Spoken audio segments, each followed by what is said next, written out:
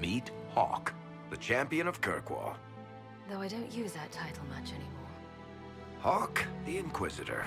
I figured you might have some friendly advice about Corypheus. You and I did fight him, after all.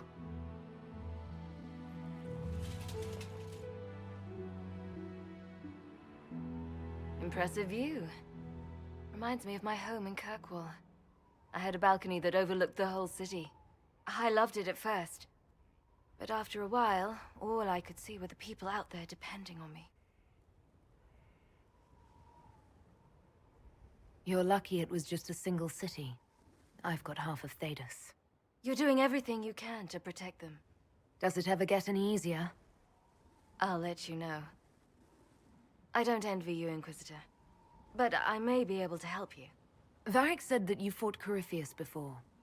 Fought and killed. The Grey Wardens were holding him, and he somehow used his connection to the Darkspawn to influence them. Corypheus got into their heads, messed with their minds, turned them against each other. If the Wardens have disappeared, they could have fallen under his control again. If that's what happened to the Wardens, do you think we can free them? It's possible, but we need to know more first. I've got a friend in the Wardens. He was investigating something unrelated for me. His name is Alistair. The last time we spoke, he was worried about corruption in the Warden ranks. Since then, nothing. Corypheus would certainly qualify as corruption in the ranks. Did your friend disappear with them? No. He told me he'd be hiding in an old smuggler's cave near Crestwood. If you didn't know about Corypheus, what were you doing with the Wardens? The Templars in Kirkwall were using a strange form of lyrium. It was red. I'd hoped the Wardens could tell me more about it. Corypheus had Templars with him at Haven. They looked like they'd been exposed to the lyrium you describe. Hopefully, my friend in the Wardens will know more.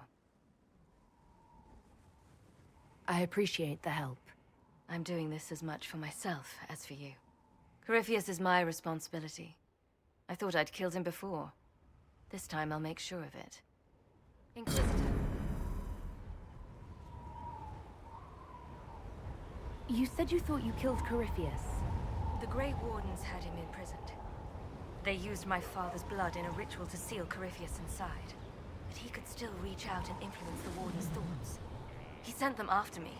And I didn't just think I killed him. When the fight was done, he was dead on the ground. Maybe his tie to the Blight somehow brought him back, or maybe it's all Tevinter magic. But he was dead, I swear it. And where did you go after the mages rebelled? I heard the Chantry might be sending an exalted march to Kirkwall to put down the rebellion. We thought that leaving would save lives and force the Divine to divide her forces to hunt for us. But all the circles were rising up by then. We helped a lot of them take that final step. I'd like to know more about Anders. What was he like? Complicated. It's not like the minstrels make it out to be. He's not just a monster. Or a hero. Maybe he's both. He was trying to change the world. He knew it couldn't happen peacefully. I heard you had family and friends in Kirkwall. Where are they now? When the Wardens began acting strangely, I had my friend Aveline take my sister out of the Free Marches. I'm never really happy leaving Anders alone. But once I realized Wardens were acting strangely, I had no choice. I've seen Corypheus affect Anders' mind before. If he was involved, I couldn't risk it happening again.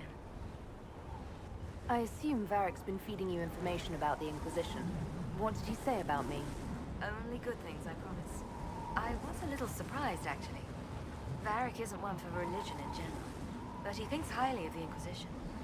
I think the exact phrase was, has a good shot at fixing Blondie's mess.